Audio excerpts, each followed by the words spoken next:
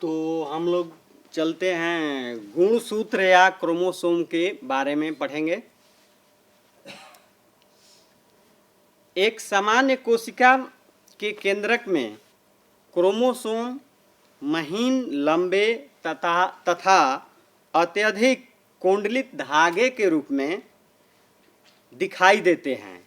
कोशिका विभाजन के समय ये स्पष्ट दिखाई देते हैं। गुणसूत्र जो हैं, कोशिका जब विभाजन होता है तो उस समय ये स्पष्ट दिखाई देते हैं। सामान्यतः क्रोमोसोम जो होते हैं वो बेलनाकार यानी बेलना के आकार का होते हैं। प्रत्येक क्रोमोसोम के 3 भाग हैं। प्रत्येक क्रोमोसोम के 3 भाग होते हैं। पहला पेलिकल, दूसरा मैट्रिक्स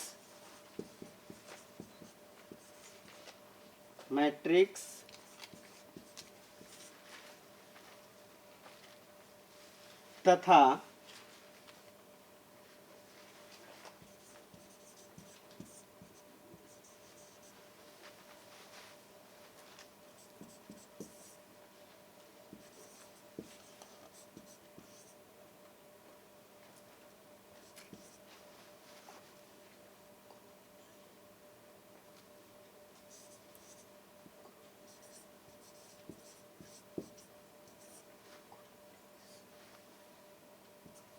क्रोमैटिड्स। तीसरा क्या होता है? क्रोमैटिड्स। यानी पहला जो होता है पेलिकल, दूसरा मैट्रिक्स तथा क्रोमैटिड्स। ये जो है 3 भागों में बटे होते हैं। क्रोमोसोम का सबसे बाहरी आवरण, क्रोमोसोम का जो सबसे बाहरी आवरण होता है वो क्या कहलाता है? पेलिकल कहलाता है। ये जो है पेलिकल के द्वारा घिरा हुआ भाग मैट्रिक्स या मैट्रिक्स कहलाता है। मैट्रिक्स में क्रोमोसोम की पूरी लंबाई में 2 समानांतर कुंडलित भाग होते हैं। इसमें क्या होते हैं कि मैट्रिक्स में जो क्रोमोसोम की पूरी लंबाई में 2 समानांतर कुंडलित भाग जो होते हैं वो कुंडलित धागे के समान रचना होती है, जो अर्धगुणसूत्र या क्रोमैटिड्स कहलाते हैं। प्रत्येक क्रोमैटिड में 2 या अधिक अत्यंत महीन जो कुंडलित होता है, ये कुंडलित धागे के समान ये रचनाएं होती है। उनकी रचना जो होता है कुंडलित धागे के समान रचना होती है, जिन्हें क्रोमीनैटा कहते हैं। प्रत्येक क्रोमैटिड के क्रोमोनीमैटा यानी क्रोमैटिड इतनी अधिक घनिष्ठता से एक दूसरे से संबंध होते हैं, ये जो है एक दूसरे से इतना क्लोजअप मतलब कि संबंध रखते हैं कि वे एक ही दिखाई पड़ते हैं। क्रोमैटिड डीएनए तथा हिस्टोन प्रोटीन का बना होता है। डीएनए अणु के खंड जीन है जो क्रोमैटिड की पूरी लंबाई में दाने के सदृश यानी दाने के समान दिखाई पड़ते हैं। क्रोमोसोम के दोनों क्रोमैटिड एक स्थान पर सेंट्रोमियर के द्वारा एक दूसरे से संयोजित रहते हैं। सेंट्रोमियर एक महत्वपूर्ण रचना है। सेंट्रोमियर क्या है? एक महत्वपूर्ण रचना है जो क्रोमोसोम का आकार निश्चित करता है। यही जो है क्रोमोसोम का आकार को निश्चित करता है।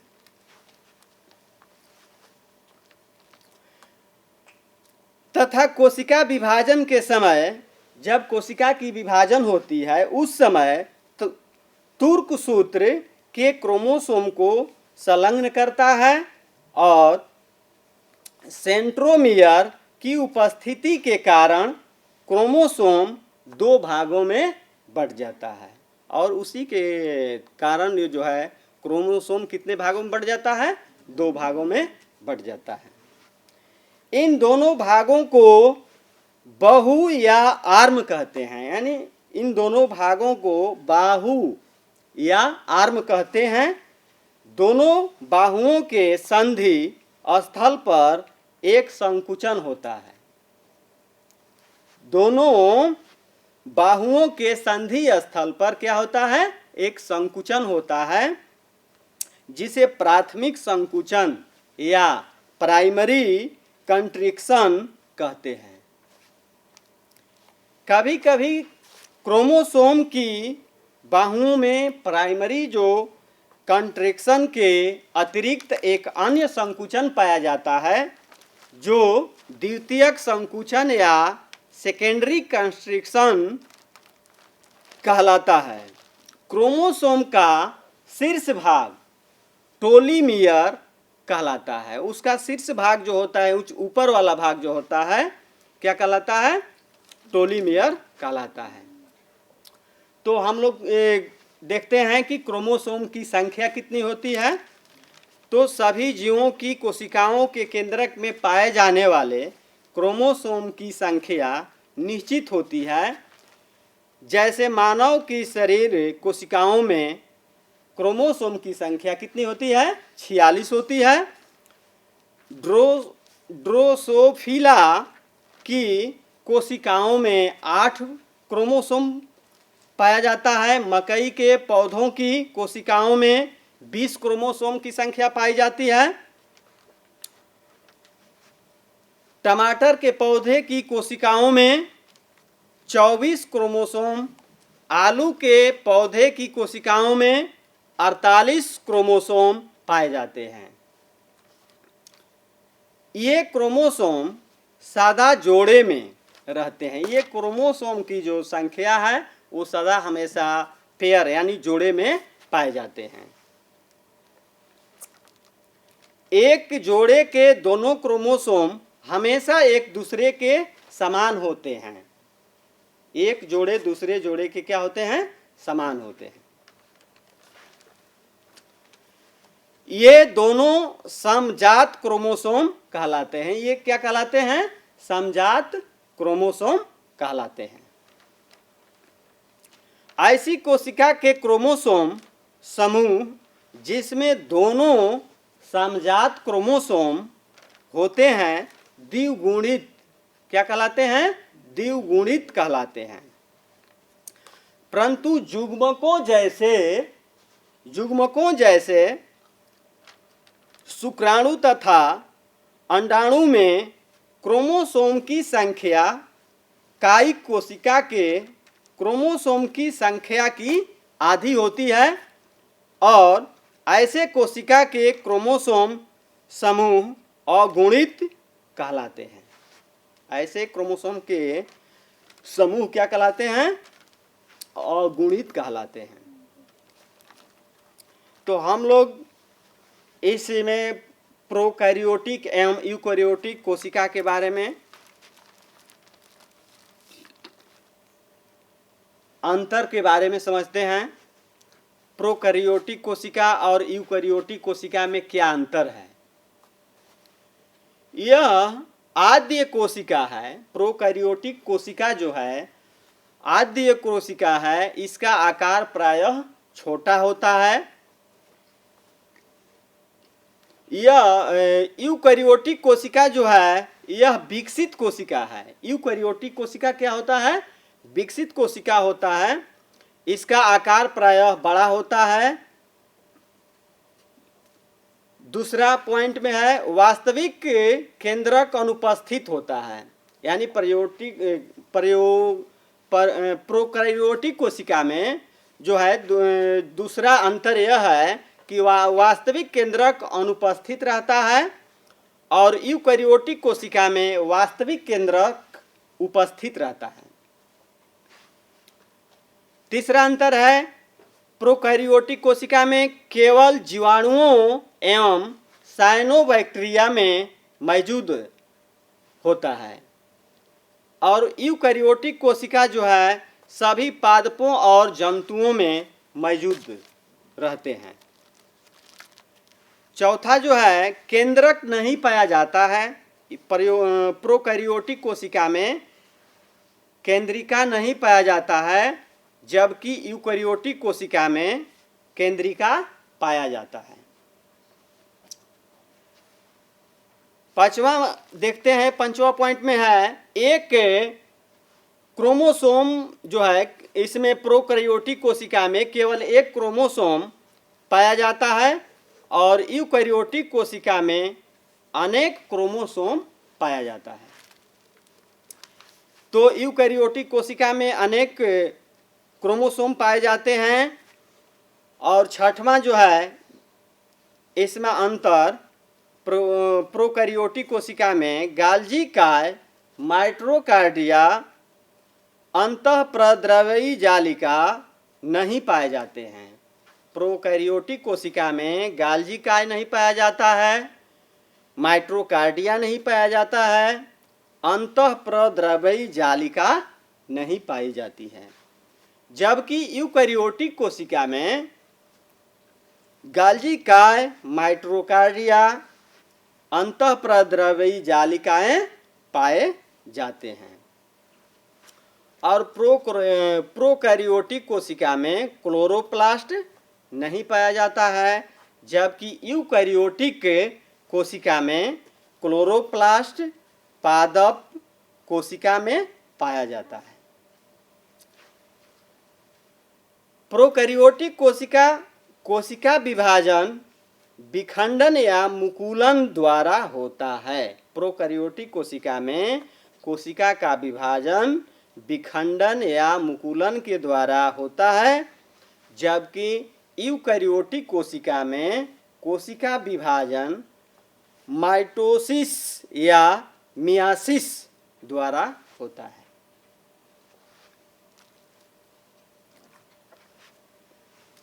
तो इसमें देखते हैं कि प्रमुख कोशिकीय रचनाएं और उनके कार्य क्या है।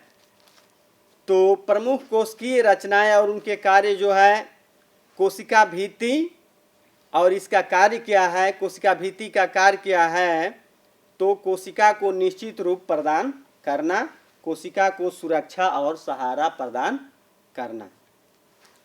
प्लाज्मा मेम्ब्रेन का कार्य है एक कोशिका से दूसरी कोशिका में पदार्थों के अधिगमन पर नियंत्रण करना प्लाज्मा मेम्ब्रेन का कार्य है। अंतःप्रद्रव्यी जालिका का कार्य क्या है? अंतःप्रद्रव्यी जालिका जो है उसका कार्य क्या है?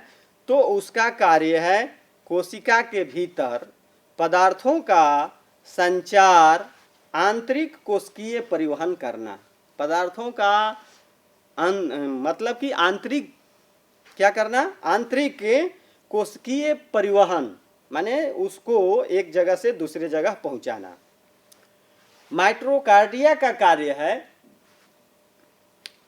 कोशिकीय श्वसन के सक्रिय स्थल एवं ऊर्जा निर्माण करना। माइटोकॉन्ड्रिया का कार्य है कोशिकीय श्वसन के सक्रिय स्थल एवं ऊर्जा का निर्माण करना, माइटोकॉन्ड्रिया का कार्य है।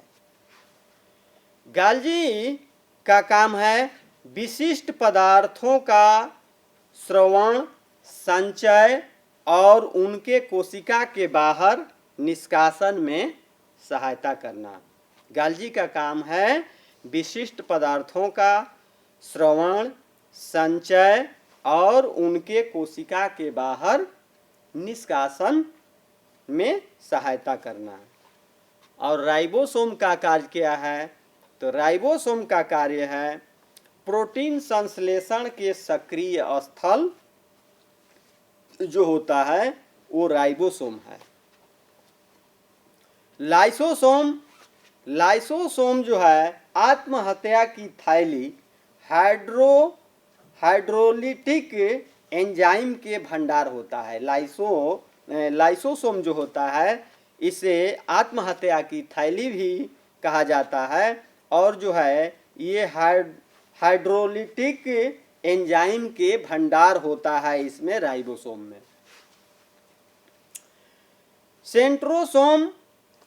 सेंट्रोसोम का कार्य है कोशिका विभाजन में सहायता करना।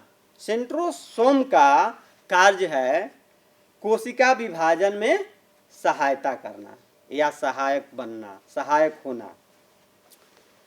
हरित लवक का कार्य है मंड संश्लेषण के सक्रिय स्थल अर्थात प्रकाश संश्लेषण के सक्रिय स्थल। हरित लवक के बिना प्रकाश संश्लेषण की क्रिया नहीं होता है। अवर्णी लवक खाद्य संग्रह में सहायक होता है।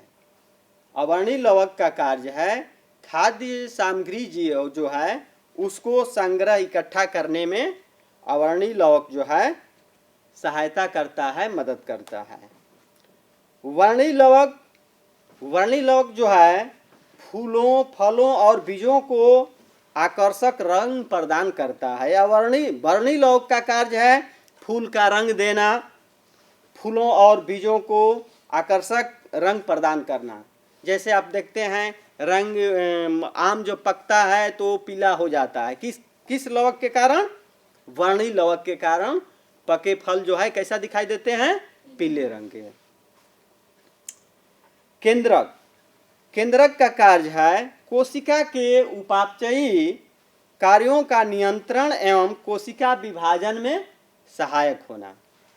केंद्रक का कार्य है कोशिका के उपापचयी क्रियाओं में या कार्यों का नियंत्रण एवं कोशिका विभाजन में सहायता करना। ये जो है केंद्रक का कार्य है। गुणसूत्र का क्या कार्य है? जीवन वाहक एवं कोशिकीय कार्यों का नियंत्रण करना जो है गुणसूत्र का कार्य है।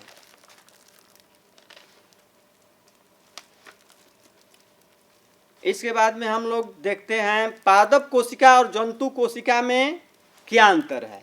पादप कोशिका और जंतु कोशिका में क्या अंतर है? तो पादप कोशिका जो है साधारणतः पादप कोशिका जंतु कोशिका से बड़ी होती है। पादप कोशिका जो है जंतु कोशिका से बड़ी होती है, जबकि जंतु कोशिका साधारणतः छोटी होती है।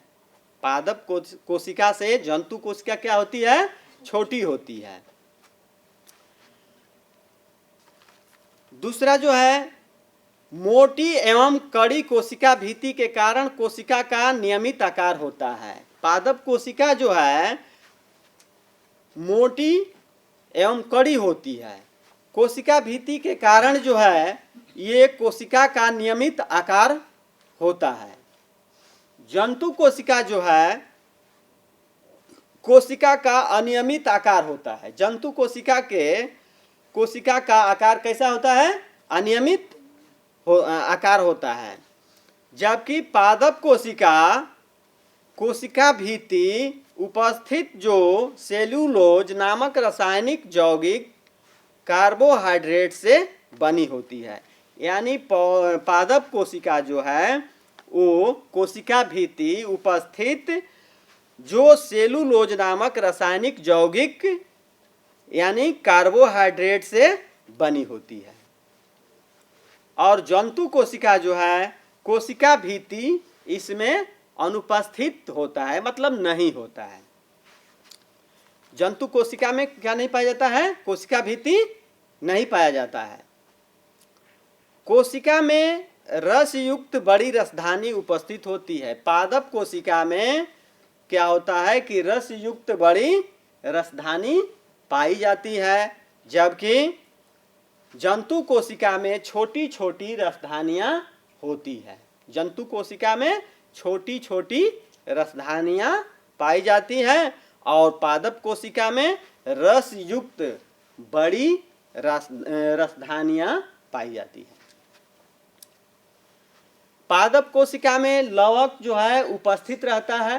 पादप कोशिका में क्या पाया जाता है? लवक पाया जाता है, जबकि जंतु कोशिका में लवक नहीं पाया जाता है। पादप कोशिका में गाल्जी उपकरण के अनेक छोटी छोटी छड़ जैसी रचनाएं होती हैं, जिन्हें डिक्टियोसोम कहते हैं। पादप कोशिका में छोटी छोटी छड़ जैसी क्या पाई जाती है? छड़ जैसी रचनाएं होती हैं, जिन्हें डिक्टियोसोम कहते हैं, जबकि जंतु कोशिका में एक विशेष जटिल संरचना के गाल्जी उपकरण उपस्थित होते हैं। और पादप कोशिका जो है तारकाय या सेंड्रोसोम अनुपस्थित होता है। इसमें तारकाय या सेंड्रोसोम नहीं पाया जाता है, और जो है जंतु कोशिका में तारकाय पाया जाता है, यानी उसमें उपस्थित रहता है।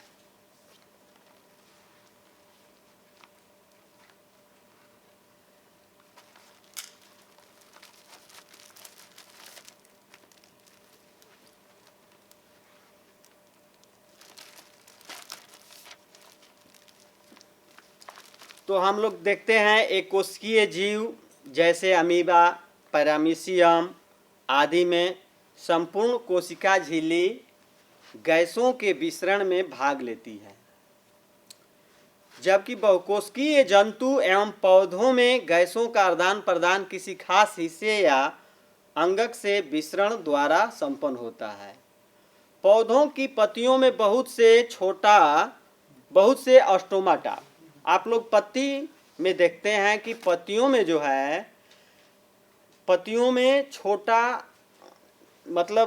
छोटा महीन छिद्र पाया जाता है। उन छिद्रों को अस्टोमाटा कहा जाता है। पत्तियों में जो छिद्र पाया जाता है वो उसे क्या कहा जाता है? अस्टोमाटा कहते हैं। वे जो है जब पौधे जो है जाइलम उत्तक के द्वारा जब जल ग्रहण करते हैं, जल अधिक हो जाता है, पत्तियों तक जाता है, तो उन छिद्रों से वाष्प निकलते हैं और वो जो है जल वाष्प बन के आकाश में चला जाता है। जीवित कोशिकाओं में विसरण की तरह एक और क्रिया होती है, जिसे परासरण या ऑस्मोसिस कहते हैं। जीवित कोशिकाओं में विसरण की तरह एक और क्रिया होती है, जिसे परासरण या ऑस्मोसिस कहते हैं।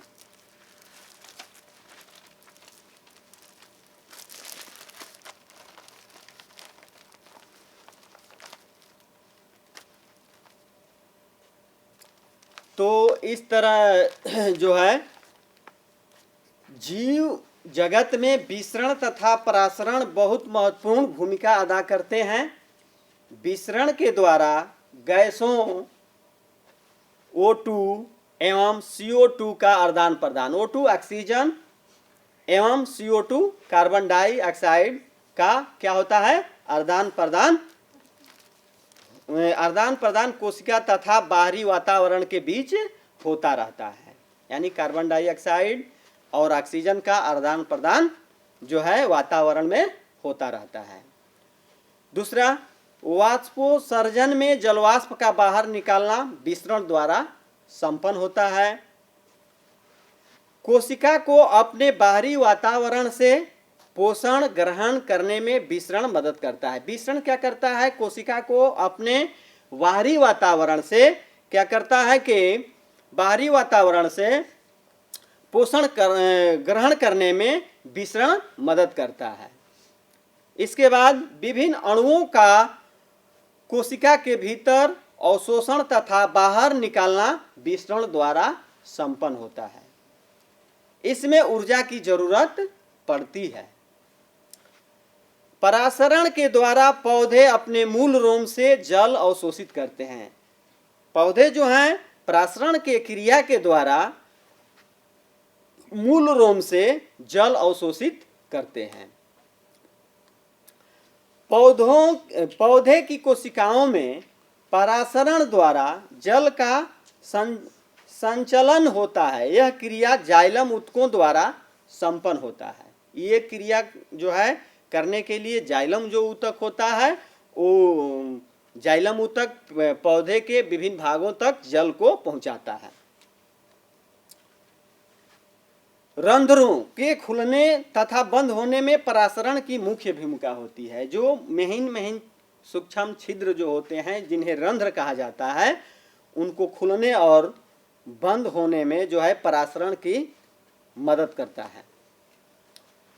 पत्तियों में खाद्य पदार्थ के संश्लेषण होने के बाद पौधे के विभिन्न भागों में इसका वितरण परासरण के सिद्धांत द्वारा होता है। इसमें फ्लोएम ऊतक जो है भाग लेता है।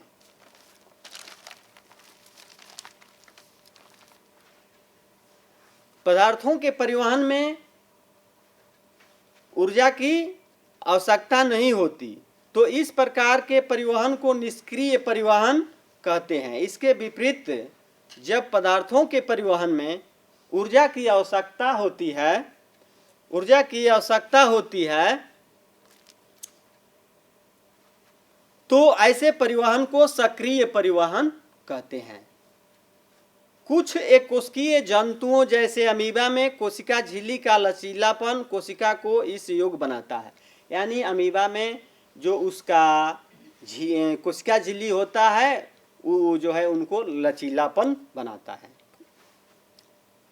और अपने बाहरी वातावरण से ये भोजन तथा अन्य खाद्य पदार्थों का अधिग्रहण कर सकती हैं। अमीबा कोशिका झिल्ली द्वारा संपन्न होने वाली इस क्रिया को एंडोसाइटोसिस कहते हैं।